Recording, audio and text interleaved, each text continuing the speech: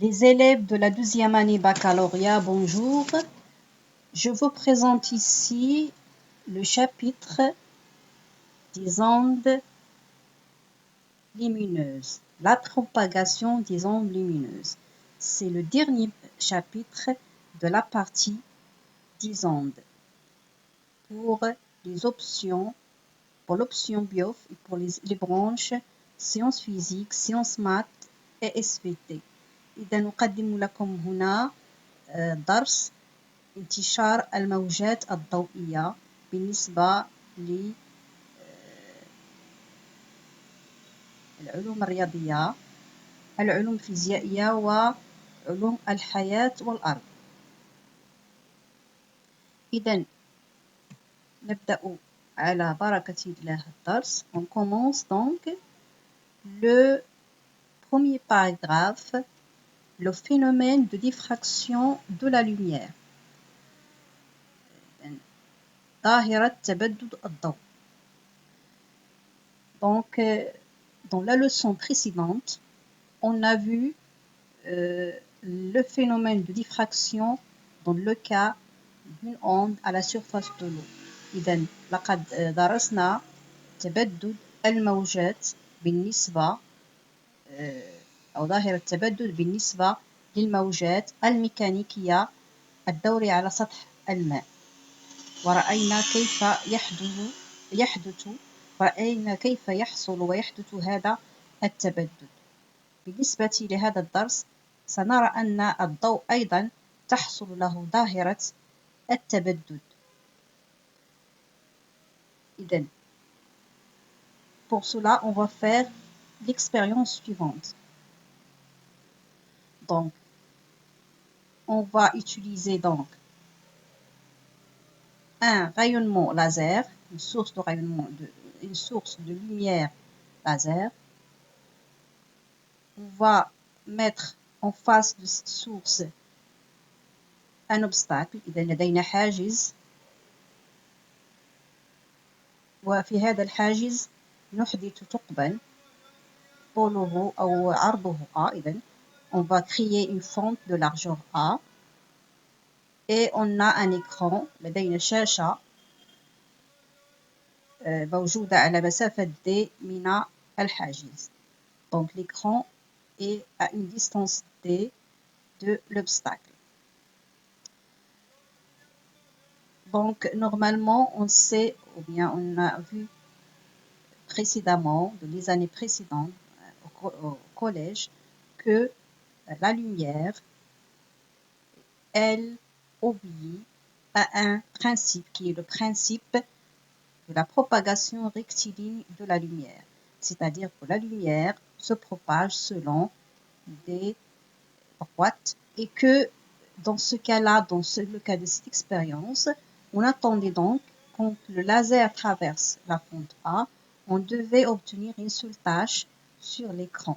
Mais en fait, on n'obtient pas une seule tâche, mais on obtient plusieurs tâches. إذا نحصل على مجموعة من البقع على الشاشة بدل الحصول على بقعة واحدة حسب الانتشار المستقيم للضوء. إذا on a une tâche qui est la tâche centrale et on a d'autres tâches de part et d'autre de la tâche centrale qui ont la luminosité plus faible, c'est-à-dire en s'éloignant de la tâche centrale, les tâches deviennent plus petites et on a entre deux tâches éclairées, on a ce qu'on appelle des extinctions, c'est-à-dire ce sont des tâches qui ne sont pas éclairées.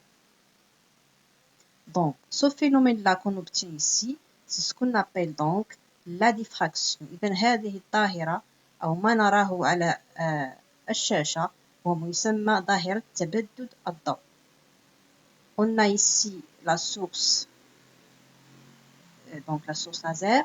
Donc on a le rayon, ou plutôt la droite, qui est perpendiculaire au centre de perpendiculaire à l'écran et qui passe par le centre de la tâche centrale.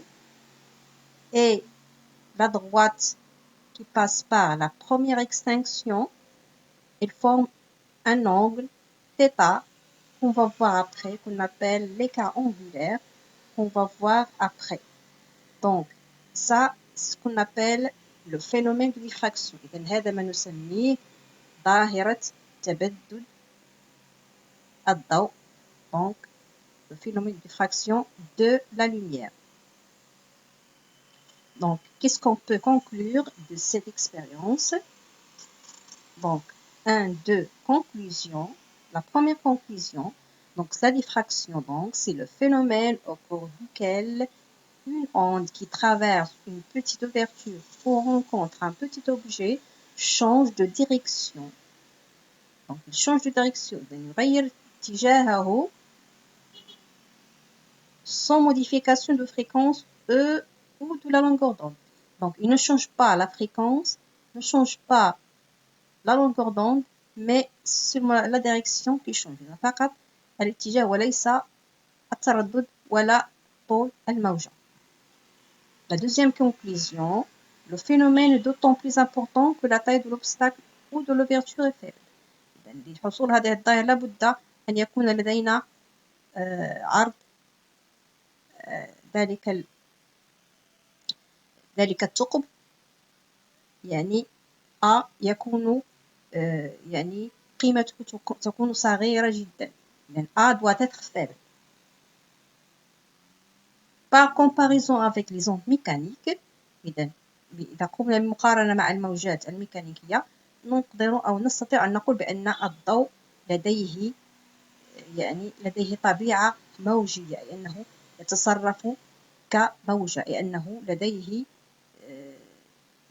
هذه الطبيعة، فهو يسمى موجة كهرومغناطيسية. C'est une onde électromagnétique. Pourquoi on l'appelle électromagnétique? Parce qu'il est constitué d'un champ électrique et d'un champ magnétique. C'est ce qui nous donne donc l'onde lumineuse. On l'appelle donc une onde électromagnétique. موجة كهرومغناطيسية. La lumière monochromatique est une onde qui se propage. إذن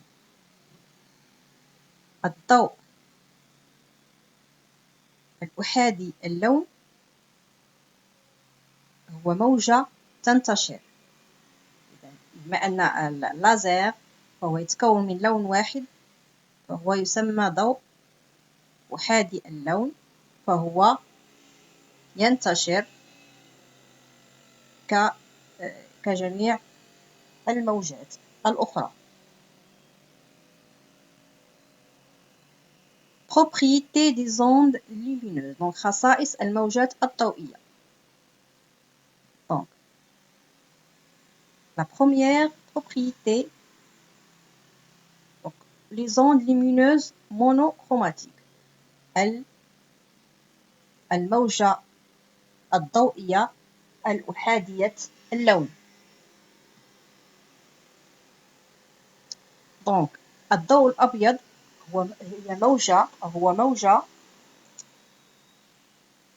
هو ضوء أحادي أو متعدد الألوان، لأنه سنرى فيما بعد أنه يتكون من عدة ألوان ويتبدد بواسطة موشور. بالنسبة للموجة الأحادية اللون فهي لا تتبدد بواسطة موشور. فإذا أخذنا ضوء اللازر الذي استعملناه في تجربة تبدد الضوء، فإن هذا الضوء لازر فهو ضوء أحادي اللون، لأنه سنرى فيما بعد أنه لا يتبدد بواسطة الموشور أو البريزم. الموجة الضوئية الأحادية اللون هي موجة متوالية جيبية تتميز بترددها nu ou sa périodicité, donc sa fréquence nu ou sa périodicité, imposé par la source de l'onde. Donc, منبع الموجة هو الذي يحدد تردد أو دور الموجة. Donc, c'est la source de l'onde qui impose ces deux grandeurs qui sont la fréquence et la période. تتميز أيضا بسرعتها V والتي السرعة V تتعلق بوسط الذي تنتشر فيه هذه الموجة. Donc on va maintenant parler de la célérité de la lumière. أو سرعة الضوء، سرعة انتشار الضوء. إذا سرعة انتشار الضوء في الفراغ هي C تساوي 3,108 متر seconde moins 1. Donc, la vitesse ou la célérité de la lumière dans le vide, c'est C est égal à 3,108 mètres seconde moins 1. Si on est dans un milieu matériel qui n'est pas le vide, l'onde lumineuse se propage avec une vitesse V qui est inférieure à C. C'est une autre vitesse qui est différente de celle qu'a la lumière quand elle est dans le vide. Donc on peut définir l'indice de réfraction N. L'indice de réfraction N dans un milieu transparent pour une onde pour lumière monochromatique. On le définit par la relation suivante. N égale à C sur V. Avec C, bien sûr, on l'a défini, donc on a dit c'est la célérité de la lumière dans le vide. Est égal à 3 fois 108, 3 fois 10 à la puissance 8 mètres seconde moins 1. La vitesse aussi, elle est en mètres seconde moins 1. Et on voit ici que l'indice de réfraction n'aura pas d'unité puisqu'on va simplifier par mètre seconde moins 1 et donc N, cet indice N n'a pas d'unité. إذن كما قلنا فنعرف معامل انكسار N في وسط شفاف بالنسبة لضوء أحادي اللون بالعلاقة التالية N تساوي C على V C بالمتر سكوند موان 1 V أيضا بالمتر سكوند موان 1 و N طبعا لن تكون لديه وحدة بما أننا سوف نختزل بمتر سكوند موان 1. إذن أمثلة des exemples d'indices de réfraction pour quelques milieux dispersifs pour une onde monochromatique de longueur d'onde lambda égale 589 nanomètres. Donc pour une longueur d'onde qui a cette valeur-là، إذا بالنسبة لموجة أو موجة أحادية اللون لديها هذا طول الموجة يساوي 583 نانومتر. On a donc pour le vide في الفراغ وفي الهواء نفس المعامل الانكسار donc le même indice de réfraction qui est égal à 1. بالنسبة للماء pour l'eau c'est 1,33.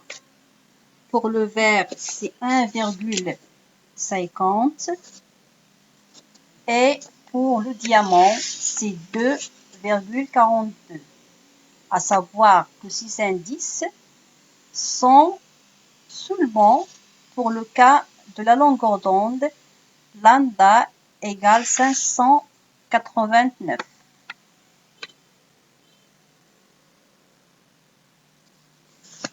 Donc maintenant, passons à 2,3.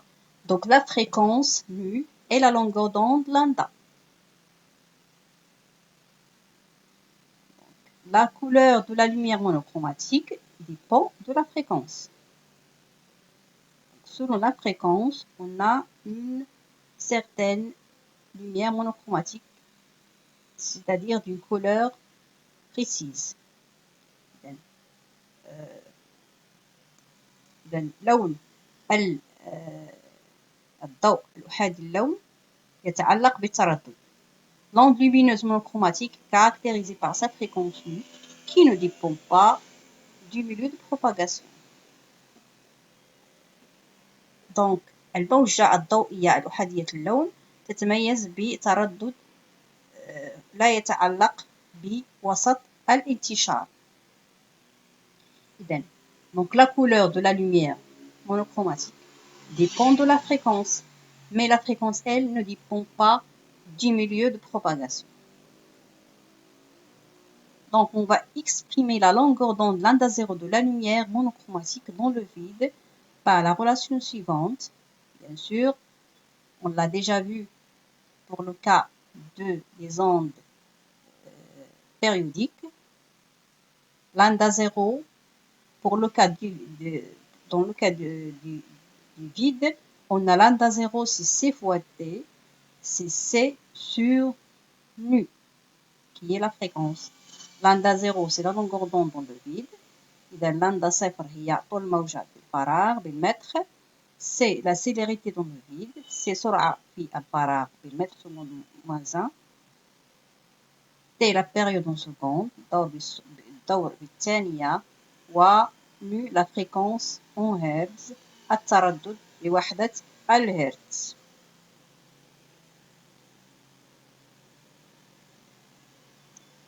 Donc, dans un milieu matériel, on exprime la longueur d'onde lambda de la lumière monochromatique par la relation suivante. إذن بالنسبة لوسط مادي، إذن نفس العلاقة إلا أننا نغير هنا C de V. إذن نبدل، on change ici C par V, mais bien sûr la fréquence, comme on a dit, ne dépend pas du milieu de propagation. Donc, mu ne va pas changer, elle va rester la même. Donc, c'est V sur nu. La longueur d'onde lambda de la lumière monochromatique de fréquence nu, donc, dépend de la nature du milieu de propagation. Voilà, puisque lambda, c'est égal à V fois T. Et V change, la vitesse change selon les milieux. Donc, bien sûr, lambda dépend des milieux de propagation. Donc, 2,4, les domaines des ondes lumineuses visibles. إذن بالنسبة لمجال الموجات المرئية الضوئية المرئية. Ça, c'est le domaine des ondes qu'on peut voir avec notre œil sans que ça n'aille un effet sur notre vision. إذن نستطيع أن نرى هذه الموجات التي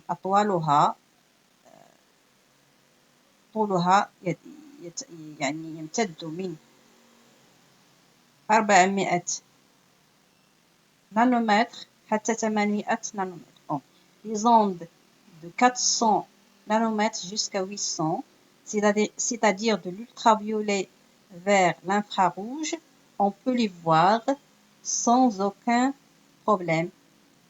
On a d'autres ondes lumineuses qui sont invisibles, qui sont, c'est-à-dire qui ont des fréquences plus grandes que celles de l'ultraviolet, des ondes ultraviolets, et d'autres qui ont des fréquences inférieures aux infrarouges.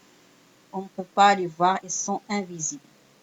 Mais il y a 10 animaux qui peuvent voir ces ondes-là. Donc, c'est ce qu'on appelle le spectre de la lumière blanche. Donc, on l'a dit tout à l'heure, la lumière, فهي تتكون أو الضوء فهو يتكون من ألوان متعددة. هذه هي الألوان التي تشكل الضوء الأبيض. Donc, ce sont les couleurs qui constituent donc la lumière blanche. C'est pourquoi on dit que la lumière blanche est polychromatique. On va revenir maintenant au phénomène de diffraction. Comme je l'ai dit tout à l'heure, إذا سوف نعود لتبدد الموجة الضوئية الأحادية البعد، وسوف كما قلت سابقا نتحدث عن l'écart angulaire θ أو الفرق الزاوي θ. Donc l'écart angulaire, angle de diffraction, نسميها أيضا زاوية التبدد, c'est l'angle entre le milieu de la tâche centrale et la première extinction, comme je l'ai dit auparavant. Donc d'après la figure, c'est la même figure qu'on a tout à l'heure, mais cette fois-ci, on obtient des tâches qu'on voit d'une façon verticale pour une fente horizontale. Donc pour une fente horizontale, on obtient donc les tâches qui sont verticales. Et pour une fente verticale, on obtient des tâches qui sont horizontales. Donc θ, c'est cet angle-là qui est entre OK et KM. إذن نحصل على هذا الشكل عندما تكون الفتحة يعني أفقية، وعندما تكون الفتحة عمودية نحصل على بقع الضوئية تكون أفقية. إذن d'après la figure نستطيع أن نقول بأن طنجون θ هي L sur 2 sur D. إذن نلاحظ أن طنجون θ هي L sur 2 sur D. إذن هي D sur D صغيرة sur D كبيرة. Donc D c'est L sur 2. Donc c'est L sur 2 sur grand D. إذن L هي L على 2 في D. Et puisque L est négligeable devant D, إذن L فهي صغيرة جدا بالمقارنة مع المسافة D. Donc L sur 2D va être négligeable. Et quand la tangente d'un angle est négligeable, sa valeur est négligeable, alors dans ce cas-là, la tangente θ, c'est la même, à la même valeur que l'angle elle-même. Donc tangente θ est égale à peu près θ. Donc on va conclure donc que θ, l'écart angulaire أو الفرق الزاوي أو زاوية التبدد هي L على 2 في D. On va appeler ça la relation 1. Donc θ L sur 2D, c'est la relation 1. Maintenant, on va voir une relation entre θ, l'écart angulaire, lambda, la longueur d'onde, et la largeur de la fente. Pour cela, on va prendre une fente de largeur A. On mesure donc sur l'écran ici la largeur L, grand L de la tâche centrale de diffraction. On répète l'expérience avec des fentes différentes. Donc à chaque fois, on modifie ici la largeur de la fente. Et on obtient le tableau suivant.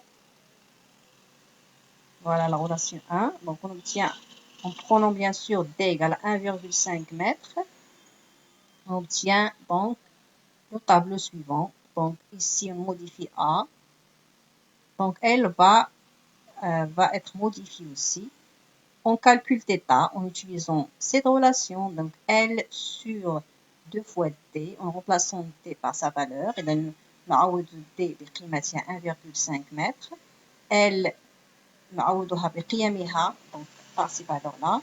Donc on trouve donc en θ donc les valeurs de θ donc قيم θ هي التالية.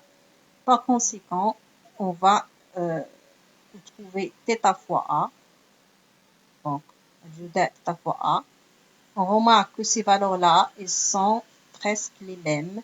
Elles ne changent pas beaucoup. Ici, on les compare avec la longueur d'onde. On a θ fois A, c'est donc 0,66 micromètres.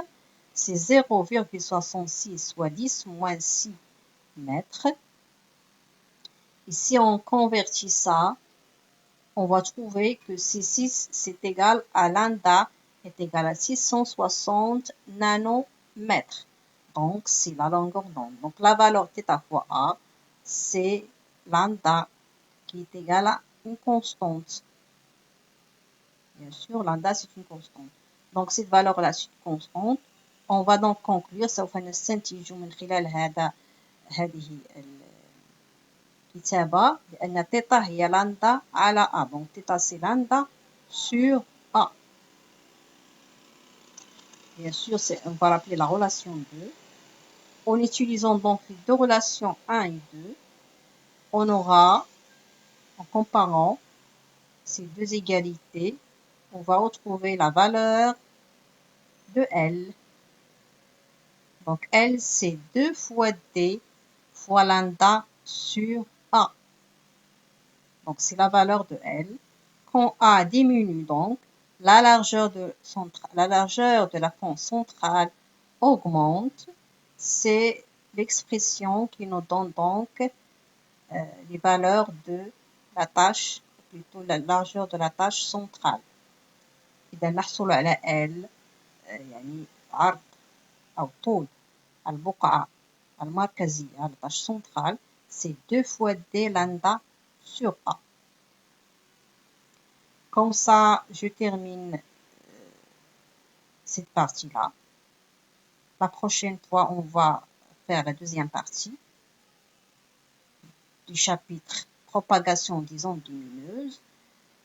إذا نلتقي في فيديو جديد et à très bientôt.